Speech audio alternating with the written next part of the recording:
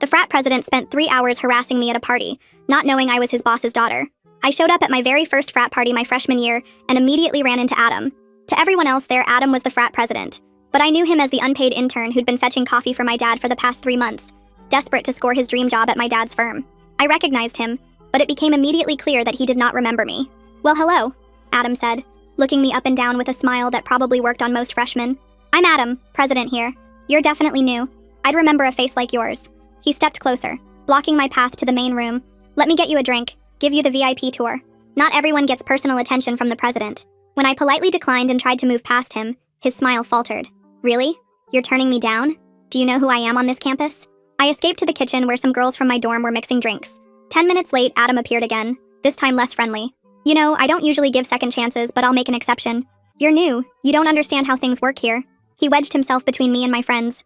"These parties happen because of me. The least you could do is be friendly." When I said I was fine with my friends, he laughed. "These aren't your friends. They're just being nice because you're pathetic and they feel bad for you." My dorm mates looked uncomfortable but didn't know what to do as Adam continued. "Let me explain something about college, freshmen. Girls like you, bookish, boring, probably got in here with daddy's help. You peak at getting invited to parties like this. This is literally the best your social life will ever get, and you're wasting it by rejecting me." He turned to my friends. "You can go. She's fine with me." They hesitated but eventually drifted away, leaving me trapped against the counter. I managed to slip away to the backyard where people were playing beer pong. 20 minutes of peace ended when Adam found me talking to a guy from my economics class. "Bro, you don't want to waste your time here," Adam told him, throwing his arm around the guy's shoulders. "She's one of those girls who thinks she's saving herself for someone special. Probably has a purity ring in her dorm room." The guy looked confused, but Adam steered him away. "Trust me, I'm doing you a favor. She's the type who'd cry during her first kiss." Now I was alone by the fire pit, and Adam sat down next to me. "You're not very smart, are you? I run this social scene and I'm about to land a job at the biggest firm in the state. And you're what? Some nobody freshman who can't even dress for a party?" He touched my cardigan. "Did your mom pick this out? You look like you're going to a church potluck." I stood up to leave, but he followed me inside, grabbing my wrist when I tried to head for the door.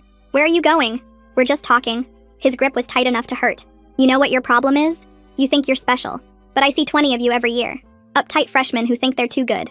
The party was getting more crowded and louder, making it harder to get away. Adam pulled me into a corner by the stairs, using his body to block me in. "I'm going to give you one more chance to be cool about this. Have a drink with me. Loosen up. Stop acting like I'm some creep when I'm literally the best thing at this party." When I tried to duck under his arm, he slammed his hand against the wall. "I'm talking to you. Do you know how many girls would kill to get my attention?"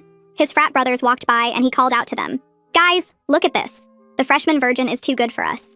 They laughed and formed a semicircle, making it impossible to leave.